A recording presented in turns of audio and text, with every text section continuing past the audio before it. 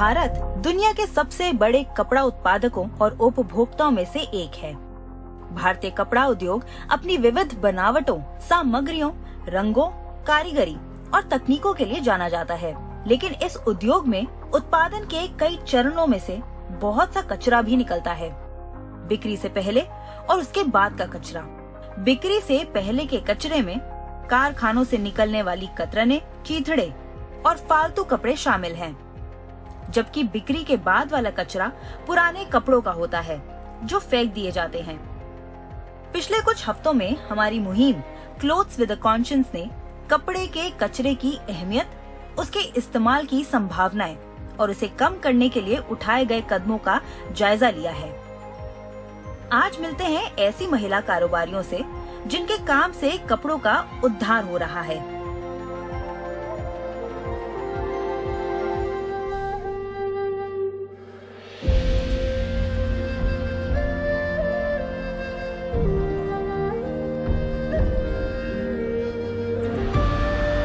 हिमालय के दामन में बसा देहरादून शहर अपनी कुदरती खूबसूरती और सुकून भरे माहौल के लिए मशहूर है। इसी सुंदर हिल स्टेशन में प्रोजेक्ट पुरकुल नाम की एक पहल का मकसद पर्यावरण के संरक्षण के साथ साथ स्थानीय समुदायों का सशक्तिकरण करना है। सुनीता और नीतू से मिलिए, जो देहरादून के नजदीक एक छोटे से गांव पुरकुल में ये कारोबार चला रही हैं। पुरकुल की महिलाएं कारीगर हैं और ये एप्लीक और पैचवर्क में माहिर हैं। लेकिन कोविड के दौरान इनकी नौकरियां चली गईं और इन्हें अपना पेट पालने में दिक्कत आने लगी। तब सुनीता और नीतू ने इस बारे में कुछ करने की ठानी। उन दोनों ने संपर्क किया और ये आइडिया बताया। इस तरह इसकी शुरुआत हुई और यही दोनों महिलाएं मेरी दाई और बाई बाहें बन गई। इनके साथ हमने सारा काम शुरू किया। जब हमने इनकी बनाई रजाइयाँ और गद्दे वगैरह देखे तो वो बहुत ही उम्दा क्वालिटी के थे। उनका काम बेहतरीन था। तो जैसे ही कोविड में ढील आई, वैसे ही हमने एक जगह लेकर ये काम बड़े पैमाने पर शुरू कर दिया। हालांकि रिसाइकलिंग के मायने होते हैं कि कोई दूसरा सामान बनाया जाए, लेकिन प्रोजेक्ट पुरकुल में महिलाएं एप्लीक, पैचवर्क और क्विल्टिंग जैसी विलुप्त होती कला के जरिए बेकार कपड़ों को नया जीवन देती हैं। पूरी डिजाइन प्रक्रिया का अहम हिस्सा है सस्टेनेबिलिटी।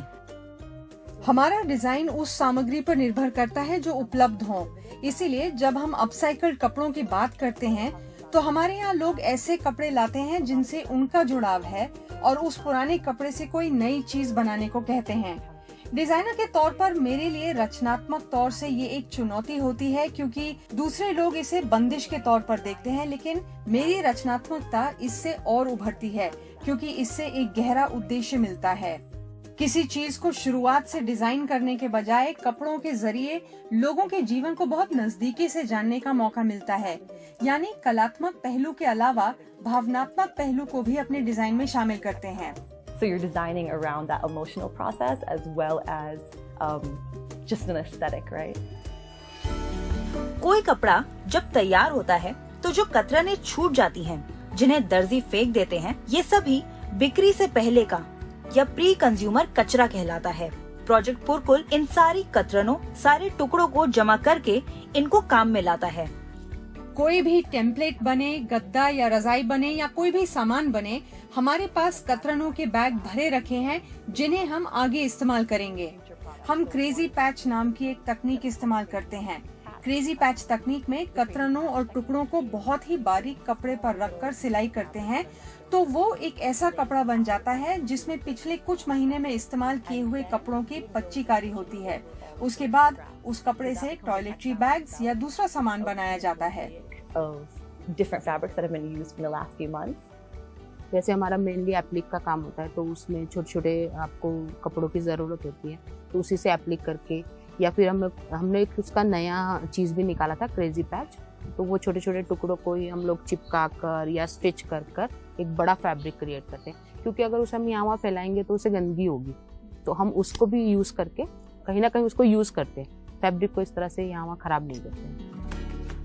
प्रोजेक्ट पुरकुल का मानना है कि असली विकास लोगों और समुदायों के सशक्तिकरण से होता है। प्रोजेक्ट का उद्देश्य समाज के पिछड़े वर्गों को कौशल विकास के मौके देकर और उद्यमी बनाकर उनका उद्धार करना है। प्रोजेक्ट पुरकुल ने इन महिलाओं को स्वावलंबी और स्वतंत्र बनाकर उनके लिए नए रास्ते खोले हैं। कुछ महिलाएं वर्कशॉप में ही काम करती हैं, जबकि कुछ अपने घर पर सामान बनाती हैं। विचार था कि उनको काम देकर ये बताना कि ये ऐसी नौकरी है जहां आप अपने घरों में सुरक्षित जगहों पर अपने परिवार का ध्यान रखते हुए भी अपने खाली समय में कमाई कर सकती हैं। इस वजह से लगातार महिलाएं जुड़ती जा रही हैं, क्योंकि उनके घरों पर उन्हें काम मिलता है। हम उन्हें बताते हैं कि उनके पास हुनर है। ये बात सिर्फ कारीगरों की नहीं है, बल्कि हमारे पास ऐसी लड़कियां भी हैं जिन्हें इंटरनेट चलाना या सोशल मीडिया पर तस्वीर भेजना आता है, जो कारोबार बढ़ाने के लिए जरूरी है। कोई भी प्रोडक्ट है, उसका अगर हमें डिसाइड करना है कि इसका क्या वजह होना है, क्या है, तो हम इनसे ही डिस्कस करते हैं। इनके संग बैठ के डिस्कस करते हैं कि क्या कितना होना चाहिए, देखो इसमें इतना काम है तो इतना ये होना चाहिए, ये सब हम इनसे डिस्कस करते हैं। तो जो भी हम कुछ कार्य कर रहे हैं, मतलब कुछ भी, तो सब हम डिसाइड करते हैं, उनसे पूछते हैं, उनको लेके ही चलते हैं। और हम जैसे उधर से हम जैसे आगे बढ़ रहे हैं, तो हम चाहते हैं कि वो उनको भी हम आगे बढ़ाएं। कपड़े दान करना शायद उन्हें रिसाइकल करने का सबसे आसान तरीका है, लेकिन कुछ कपड़े ऐसे भी होते हैं जिनसे हम भावनात्मक रूप से जुड़े होते हैं और जिन्हें किसी को ना तो दे सकते हैं और ना फेंक सकते हैं, क्योंकि उनसे हमारी यादें जुड़ी होती हैं। प्रोजेक्ट पुरकुल उन कपड़ों को एक नए मायने और एक नया मकसद देते हैं। हमारा ध्यान अपसाइक्लिंग पर है, रिसाइक्लिंग पर नहीं। इसलिए हम लोगों से कहते हैं कि वो अपने पुराने कपड़े फेंकने या किसी को दे देने के बजाय यहाँ ले आएं, ताकि हम उसके कंबल बना दें, जिसे वो इस्तेमाल करें। ये ऐसी चीज नहीं है कि घर में बेकार पड़ी रहेगी, बल्कि रोजमर्रा की जिंदगी में वो इसे इस्तेमाल करेंगे। तो मैं मेमोरी क्विल्ट्स बना रही हूँ। बहुत अच्छा लगता है, माँ बाप अपने बच्चों के कपड़े लाते हैं, उनके बचपन के छोटे छोटे कपड़े जो यूं ही पड़े रहते हैं, उनसे कुछ बन रहा है। और इन कारीगरों ने भी पहले ऐसा काम नहीं किया। मैं इसे बहुत बड़ी कामयाबी मानती हूँ, क्योंकि सबसे बड़ी चुनौती ये थी कि वो एक चीज बनाते बनाते उसमें इतनी माहिर हो गई थी कि उसके आगे दूसरे डिजाइन के बारे में सोच भी नहीं पाती थी।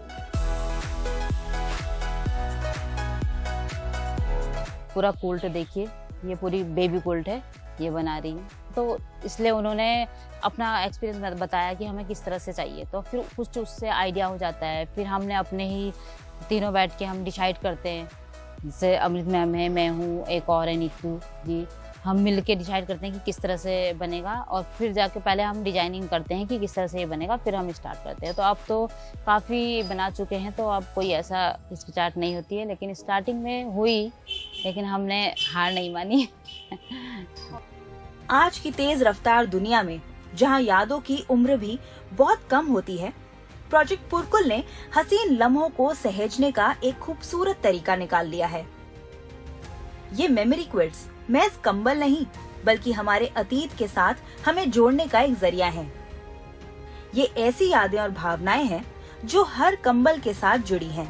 कंबल की शक्ल में वही पुराने चहेते कपड़े यादों की, अपनेपन की गर्माहट देते हैं। प्रोजेक्ट पुरकुल देहरादून में पुरानी यादों को नए अनुभवों में ढाल रहा है, तो करीब 2500 किलोमीटर दूर बेंगलुरु में स्वीट रूट भी यही काम कर रही है। ब्रेक के बाद देखेंगे कि फारहा अहमद अपनी स्वीट रूट की सोल क्विल्ट से कैसे स्मृतियों को सहेज रही हैं।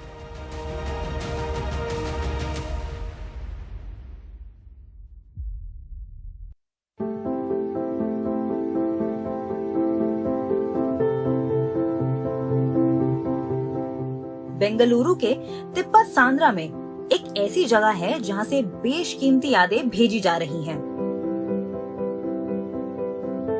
इन कुरियर पैकेजेस में दिल के टुकड़ों के कपड़े हैं। ज्यादातर पैकेटों में बच्चों के कपड़े हैं। बच्चे इतनी तेजी से बढ़ते हैं कि इन छोटे कपड़ों की कोई जरूरत नहीं रह जाती, लेकिन माँ बाप इनको फेंक या किसी और को दे भी नहीं पाते, इसलिए ये स्वीट रूट पहुँचाते हैं, जहाँ बच्चों के कपड़ों से यादों के कंबल यानी मेमोरी क्विल्ट्स बनते हैं। पहली बार मैंने मेमोरी क्विल्ट के बारे में 2013 में सोचा था जब मैं माँ बनी थी। मैंने कपड़े जमा करने शुरू किए, कपड़ों का अंबार लग गया, लेकिन मैं नहीं जानती थी कि इनका क्या करना है। तभी ये ख्याल आया कि इनके साथ कुछ ऐसा किया जाए जिससे न सिर्फ मुझे बल्कि और माता पिता और देखभाल करने वालों को भी फायदा हो। और उसी से ये विचार जन्मा स्वीट रूट सोल क्विल्ट्स की शुरुआत हुई। सोच ये है कि हम कपड़ा दान करना बंद नहीं कर सकते। एक वंचित समाज है जिसे हमारे वर्ग से मदद चाहिए और हम वो कर सकते हैं, लेकिन कुछ चीजें होती हैं जो आप किसी और को नहीं दे सकते। हम उन चीजों की बात कर रहे हैं। मेरा काम उन्हीं चीजों के साथ है। ये अपसाइक्लिंग भी है और इन्हें ऐसी चीज के तौर पर रखा जा सकता है जिसे आपका बच्चा भी इस्तेमाल कर सके। ये कपड़े बहुत जल्दी छोटे हो जाते हैं, लेकिन अगर बड़ा सा कंबल हो तो आप उसे अपने बच्चे को दिखा सकते हैं, मैट के तौर पर या सिर्फ याद के तौर पर रख सकते हैं।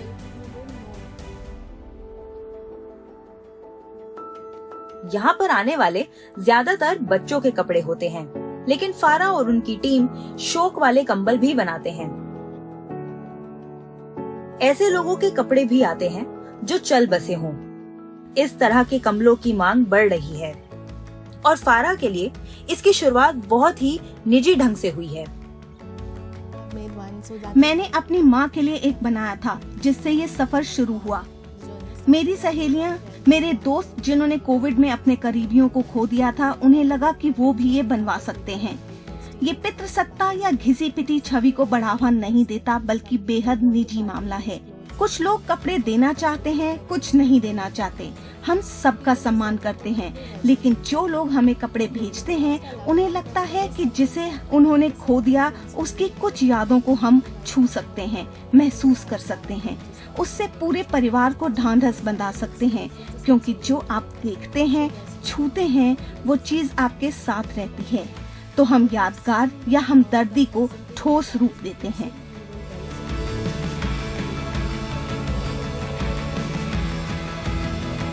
भावनाएं इस प्रक्रिया का एक अहम हिस्सा है।